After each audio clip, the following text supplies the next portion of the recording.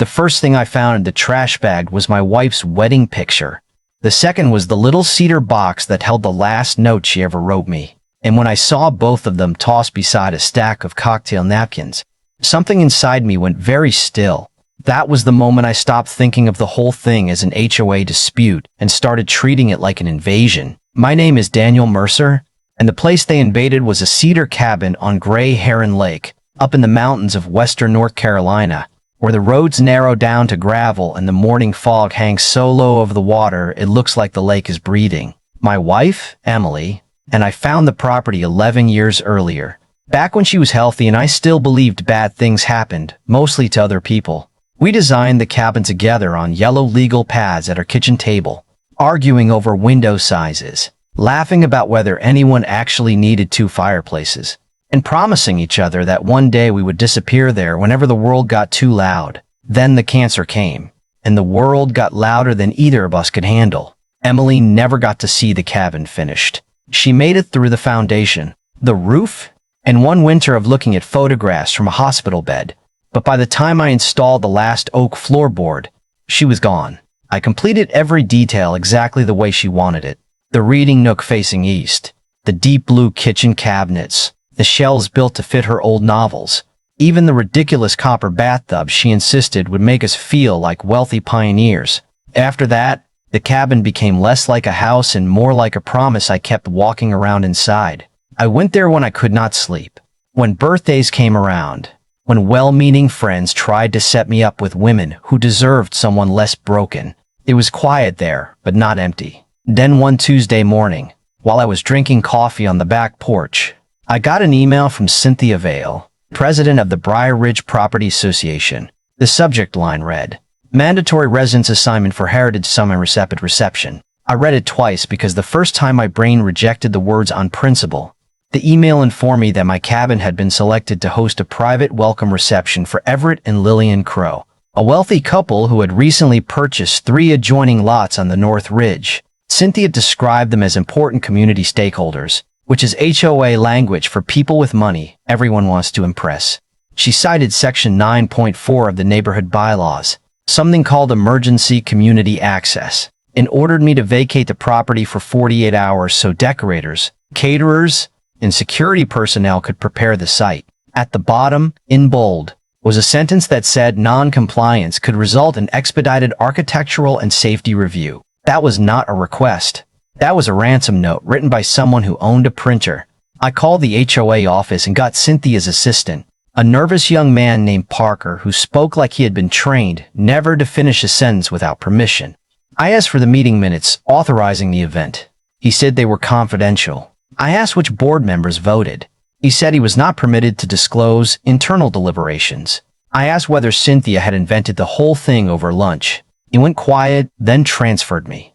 Cynthia answered with a smooth little laugh, the kind people use when they want you to know they consider your anger adorable. "Daniel," she said, "I understand this may feel sudden, but your property offers the finest lake view in the association. You should consider this selection a compliment." I told her compliments usually did not come with evacuation orders. She sighed. Cynthia was good at sighing. She could make a sigh sound like a performance review. Then she said, "We all have to contribute when the community's reputation is at stake." I said, "My home is not a community banquet hall." There was a pause, and when she spoke again, the sweetness was gone. "Well," she said, "if you insist on being difficult, we may need to revisit the retaining wall below your deck. I have been told there are concerns about its structural approval, and I would hate for you to face a costly remediation issue." I knew that wall was legal. I had the permits, inspections, stamped drawings, and enough photographs to bore a jury into a coma, but the message was clear. Let her use the cabin or she would bury me in violations until I spent my savings defending myself. I drove to the HOA office that afternoon because some threats deserved to be heard in person. Briar Ridge had recently built a new administration center that looked like a small bank trying to impersonate a mountain lodge. All stone columns, dark timber, and framed photographs of Cynthia shaking hands with people who appeared equally delighted to be photographed. She sat behind a desk large enough to land a helicopter on, wearing a cream-colored suit and a gold brooch shaped like a pine cone. She stood and offered me her hand. "Mr. Mercer," she said, I am glad you came. We can resolve this professionally. I stayed standing. Was there a vote? Her smile tightened. The board granted me discretion for special events. That was not my question. Was there a vote to take over my property? She leaned back, folded her hands, and studied me like I was a stain she had not decided how to remove. Daniel, people moved to Briar Ridge for a certain standard of living. The Crows could bring investment, prestige, even improvements to our roads. Your cabin is underused, and this event benefits everyone. Underused. That word hit me harder than it should have. She had reduced the place where I still talked to my dead wife into an inefficient asset. I told her the answer was no. Cynthia's eyes cooled. Then I hope your permits are as complete as you believe they are. I left before I said something that would have made her day easier. On the drive back, I passed my neighbor Rachel Dawson standing by her mailbox, waving both arms because subtlety had never been Rachel's gift. She taught civics at the county high school, kept 3 rescue dogs, and had the rare ability to hear gossip without becoming stupid from it. I pulled over and told her what happened. Cynthia Vale, she said, closing her eyes. Of course, Rachel explained that 2 years earlier, an older couple named the Harpers had refused to let Cynthia use their garden for a fundraising dinner. Within 6 months, they received fines for drainage, fence color, roof discoloration, unapproved planters, and something called visual lawn inconsistency. They sold under pressure. The buyer was a limited liability company connected to Cynthia's brother-in-law. Rachel lowered her voice. She does not just punish people, Daniel. She softens them up. Then her family buys what they lose. By the time I reached the cabin, my anger had changed shape. It was no longer hot. It had become careful. Before retiring, I spent 23 years designing environmental security systems for hospitals, data centers, and government facilities. Systems built to detect intrusion, control access, and create discomfort without causing injury. I had always believed the best security was invisible, quiet, patient, and already in place before the threat understood it existed. In the basement workshop, behind boxes I had not opened since Emily died, I found an old black case marked Aegis Prototype. I set it on the table, wiped away the dust, and stared out for a long time. Then I went upstairs and took Emily's final letter from the cedar box. The paper had softened at the folds. Near the bottom she had written, "Do not let grief turn you into someone who disappears. Protect what we made, and protect yourself too." I read that sentence 3 times, then opened my laptop and pulled up the cabin blueprints. Cynthia wanted to use my home as a stage for her ambition. Fine. I would let her have the stage, but I would control the lights, the sound, the temperature, and most importantly, the truth. I spent the rest of that night rebuilding the cabin around one simple rule. Nothing would hurt anyone. Nothing would damage the property. And every lie Cynthia told would be given enough room to expose itself. The old Aegis system had been designed for places where you needed control without chaos. So I worked through layers. Subtle changes in sound, temperature, lighting, air movement, and digital access. The kind of things people rarely notice until they all start going wrong at once. I installed a low-frequency acoustic module inside the central ventilation system. Not loud enough to hear clearly, just enough to raise tension and make tempers shorter. I linked the thermostat to an isolated control network, added 2 discrete cameras in each common room, and posted proper surveillance notices by both entrances because I wanted evidence, not legal trouble. The wall-mounted television, the kitchen display, and the projector in the loft all went to the same encrypted hub. Outside, I modified the find miss system beneath the pergola so I could activate individual sections of the deck without turning the whole place into a swimming pool. It looked excessive when I stepped back and considered it, and for a moment I imagined Emily standing in the doorway with one eyebrow raised, asking whether I had finally become the sort of man who booby-trapped his own reading nook. I laughed despite myself. Then I looked at the empty chair beside the fireplace and the laughter left as quickly as it came. The next morning, Cynthia arrived with an event planner named Marjorie Bell, 3 decorators, Parker from the HOA office, and a property manager named Leonard Price, a pale, anxious man who carried 2 clipboards and apologized whenever anyone looked at him. Cynthia entered without knocking, glanced around, and immediately began redesigning my life. The blue kitchen cabinets were too rustic, the handmade dining table was too heavy, the framed photographs were too intimate, and the reading nook, the one Emily had planned down to the angle of the morning sun, would need to become a champagne station. I stood near the staircase with my hands in my pockets while Cynthia pointed at everything as though she had purchased the cabin that morning. "Remove those books," she said. "Cover the stone fireplace. Replace the porch furniture." Then she reached the mantel and picked up a silver-framed photograph of Emily and me standing on a windy beach in Maine, 6 months before her diagnosis. My wife was laughing in the picture because the wind had turned my umbrella inside out, and I had always loved that photograph because it captured her before fear entered our vocabulary. Cynthia held it between 2 fingers and frowned. "This kind of personal imagery makes guests feel as though they are intruding," she said. "Put it somewhere private, Leonard." I heard the old floorboards creak beneath my shoes as my weight shifted forward. Leonard looked at me, then at Cynthia. "Maybe we could leave it," he said quietly. "It is only one photograph." Cynthia turned her head slowly. I did not ask for commentary. Leonard lowered his eyes and placed the frame into a cardboard box. I said, "That photograph stays in this house." Cynthia looked at me with the irritated patience of someone explaining manners to a child. "Daniel, you agreed not to interfere with preparation." I agreed to nothing. Her smile thinned. "You are making this much harder than necessary." "No," I said. "You are just used to people making it easier." For a second, nobody moved. Marjorie pretended to study a curtain sample. Parker stared at the floor, and Leonard held the box like it contained explosives. Cynthia finally gave a little shrug. "Fine," she said. "Keep your sentimental clutter in the upstairs bedroom, but it cannot remain in the entertaining space." Sentimental clutter. That phrase stayed with me long after they left.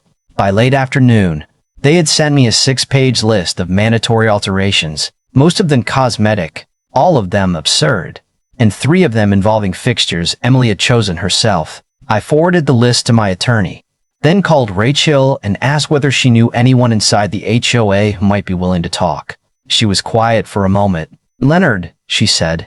"He has been working for Cynthia for 4 years, and every time I see him he looks like a man trying to survive a hostage situation." 2 days later, I ran into Leonard at a hardware store 20 miles away, which was far enough from Briar Ridge to make coincidence feel unlikely. He stood near the paint section holding a packet of cabinet hinges he clearly had no intention of buying. When he saw me, his face tightened. "Mr. Mercer," he said, barely above a whisper. "Daniel is fine." He glanced toward the end of the aisle. "I cannot be seen talking to you." "Then do not talk," he swallowed. "Cynthia alters meeting records. Sometimes she creates votes after decisions have already been made. There are also payments to consulting companies that do not exist, at least not in any normal sense." I asked how much money we were talking about. He shook his head.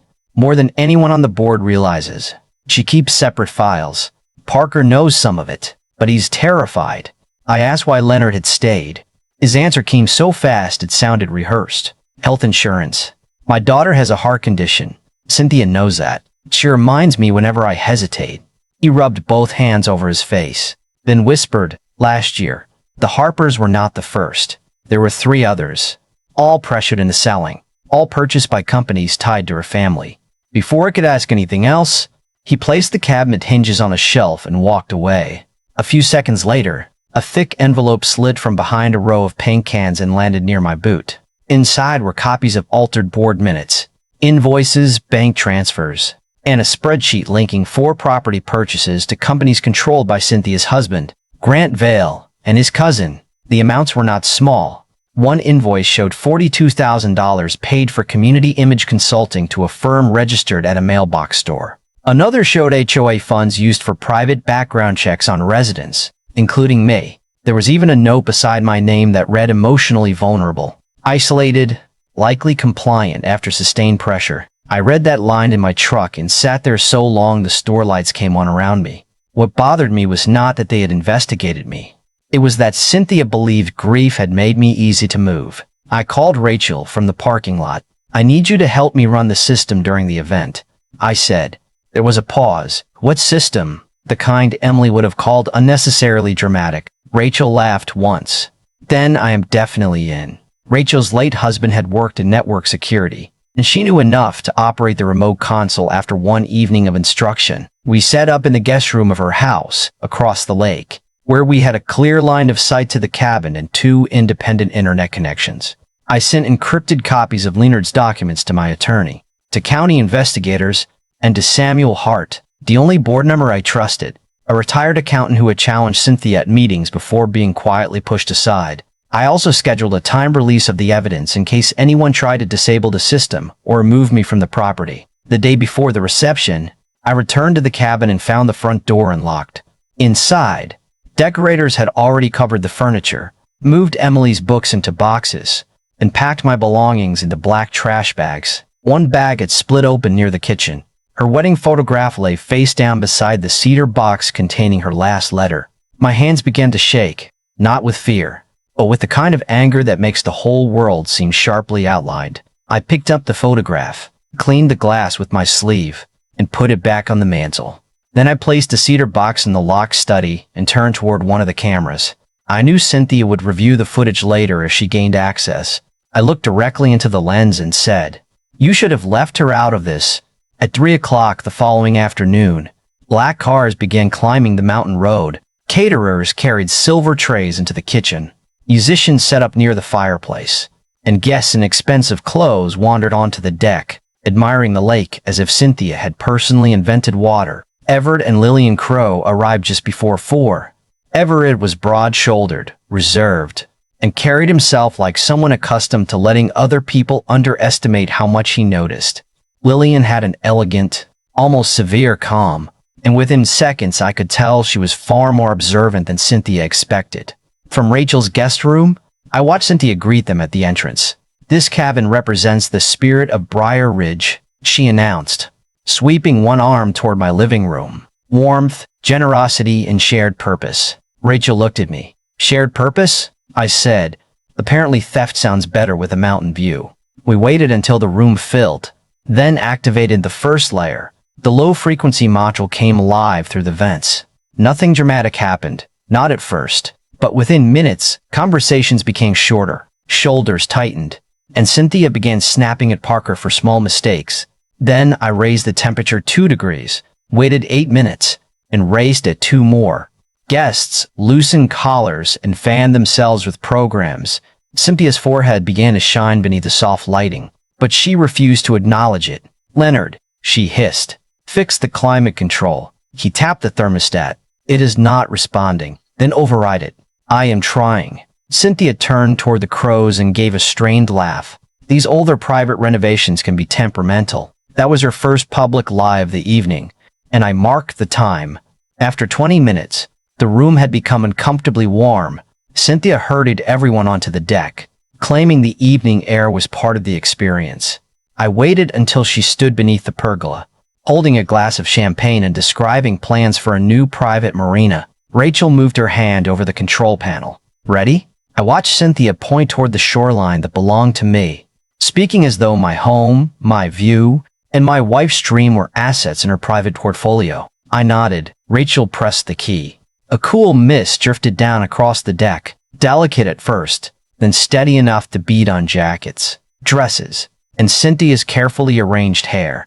Guests hurried back inside, laughing nervously, while Cynthia remained beneath the spray for several seconds, stunned by the simple fact that the environment had stopped obeying her. By the time she entered the living room, strands of hair clung to her cheeks and the calm expression she had worn all afternoon was gone. She demanded towels, blamed Leonard, scolded Parker, and accused the event planner of incompetence. Lillian Crow watched all of it without saying a word. Then the television on the far wall flickered.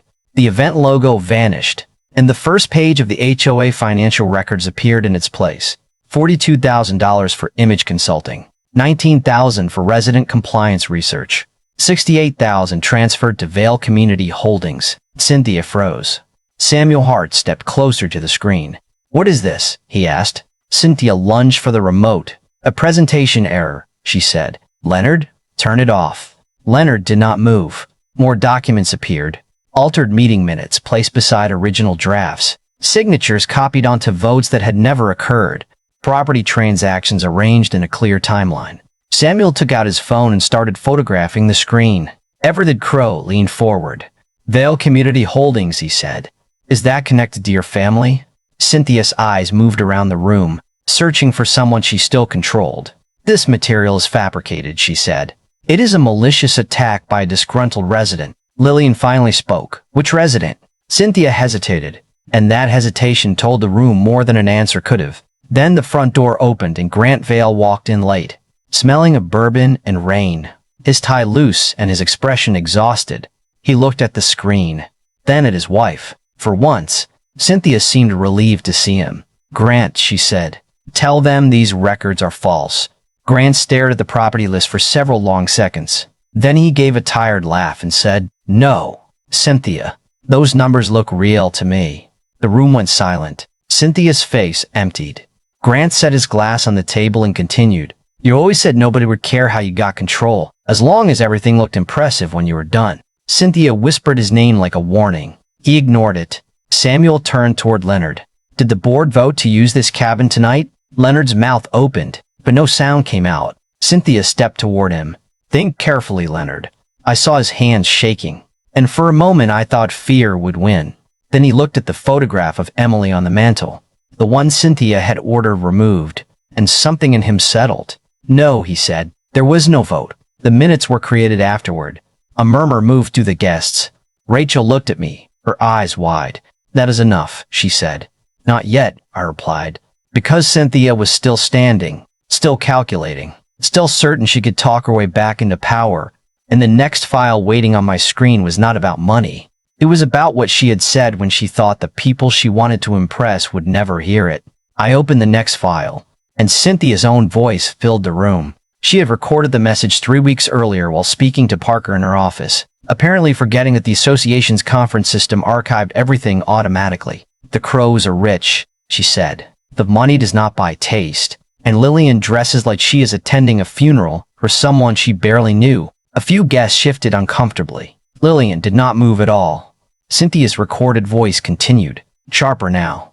"They want acceptance, and I intend to make them understand that access to this community comes through me." Everter slowly turned toward Cynthia. She looked as though someone had removed the floor beneath her without warning. "This is edited," she said. "Daniel Mercer is manipulating private conversations." Samuel answered before I could trigger anything else. "I have used that recording system for board meetings." "Cynthia, the timestamp and archive number are visible on the screen." She looked at Parker. "Tell them." Parker stood near the kitchen entrance, pale and trembling, with both hands gripping a serving tray. Cynthia stared at him with the same expression she had probably used 100 times to make people surrender. Parker swallowed. "It is authentic," he said. "She made me delete the original meeting notes after she rewrote them." Cynthia crossed the room so quickly that 2 guests stepped aside. "You ungrateful little coward," she hissed. "I gave you that job." Parker's voice broke, but he did not lower his eyes. "You gave me a job because you thought fear was cheaper than loyalty." That sentence seemed to strike Cynthia harder than the financial records. She turned in a circle, searching for an ally, but the room had changed. People who had laughed at her jokes an hour earlier were now holding phones, taking pictures, whispering to one another. Leonard stood beside Samuel, no longer apologizing for occupying space. Grant leaned against the wall with the exhausted calm of a man watching a storm finally tear through a house he had been pretending was stable. Cynthia pointed toward the screen.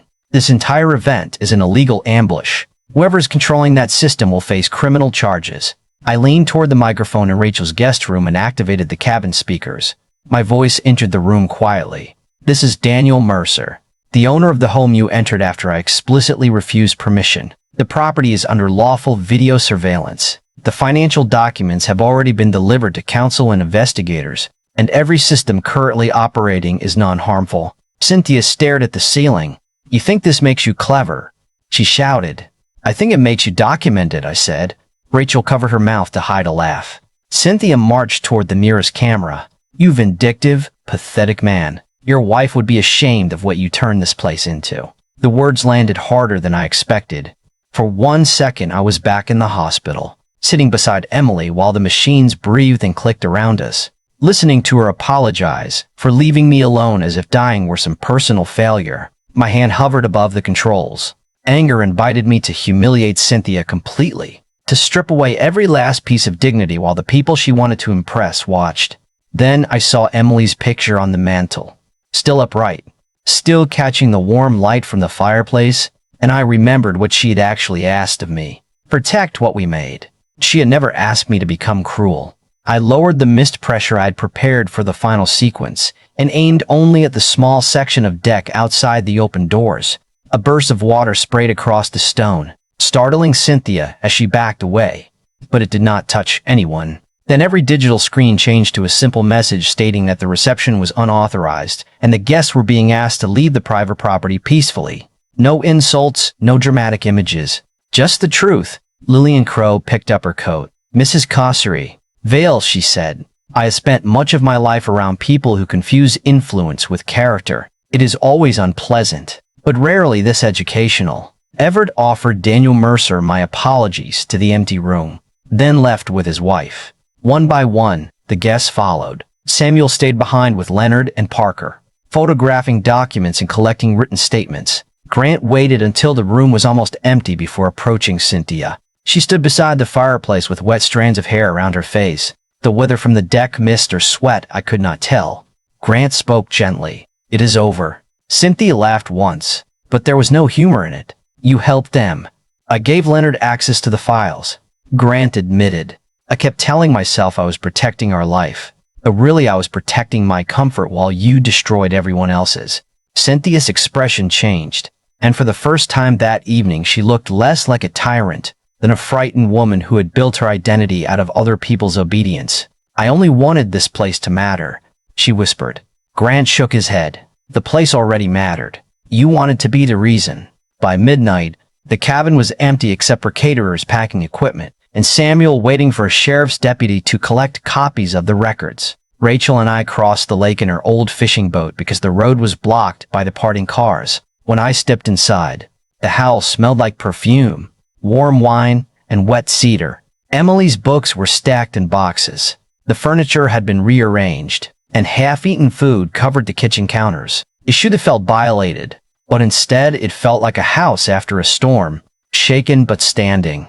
I picked up the silver photograph and placed it back at the center of the mantel.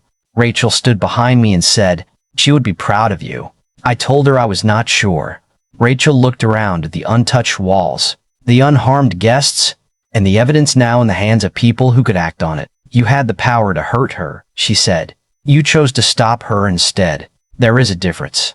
At 7 the next morning, Cynthia returned with Grant, 2 private security guards, and a document titled Emergency Association Removal Order. She gave me 24 hours to leave Briar Ridge for sabotage, misconducted, and reputational harm.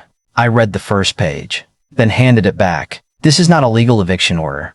Cynthia's smile returned, weak but stubborn. "It will be when the board ratifies it." A line of vehicles came around the bend before she finished speaking. Samuel arrived with 4 board members, Leonard, Parker, an attorney, and, to my surprise, Everett and Lillian Crow. Samuel stepped onto the porch and handed Cynthia a sealed envelope. "By unanimous vote of the remaining directors," he said, "you have been removed as president, effective immediately. All enforcement actions issued under your discretionary authority are suspended pending audit." The association attorney added that county investigators were reviewing the financial records and property transactions. Lillian announced that she had accepted a temporary board seat to help establish transparent procedures, public minutes, and independent financial oversight. Cynthia looked at Grant, but he did not move toward her. The last of her authority disappeared right there on my porch, not with shouting or sirens, but with a few signatures on ordinary paper. 6 weeks later, Cynthia and Grant sold their house and left Briar Ridge. The audit uncovered falsified invoices, illegal surveillance of residents, and a pattern of pressuring vulnerable homeowners into selling to companies connected to Cynthia's family. Some of the victims recovered money, though not enough to restore everything they had lost. Leonard kept his job under the new board and finally got insurance protection that could not be used as leverage against him. Parker left the association office and started working for a local law firm, where being nervous around documents was apparently considered attention to detail. The HOA paid to restore my cabin, but I did most of the work myself because putting Emily's books back on the shelves felt like returning pieces of her to their proper places. I dismantled the acoustic module, disconnected the climate overrides, and returned the mist system to its original purpose. I kept the cameras. Some lessons should not be forgotten simply because the danger has moved away. People sometimes ask whether I regret what I did. Whether exposing Cynthia at the reception was justice or revenge dressed in better clothes, I still do not have a perfect answer. I know I could have gone directly to an attorney and waited months while she continued hurting people. I also know there was a moment when I nearly crossed the line from protecting my home to enjoying her humiliation. And that line is thinner than most of us like to admit. These days, I help homeowners organize records, understand their bylaws, and document abuse without becoming reckless. I tell them power grows fastest in rooms where everyone is too embarrassed or frightened to speak. I also tell them evidence is usually quieter than anger, but it travels farther. Every evening, when the lake turns copper beneath the setting sun, I sit on the deck beside Emily's empty chair and let the cabin become peaceful again. I kept my promise to her, though not in the way either of us could have imagined. Now I want to know what you think. Did I defend my home and expose a corrupt leader? Or did I go too far by turning a private party into a public reckoning? Would you have stopped when the evidence appeared? Or made sure Cynthia felt every ounce of the fear she had used against others? Share your judgment in the comments. And send this story to someone who has ever been told that staying quiet was the price of belonging.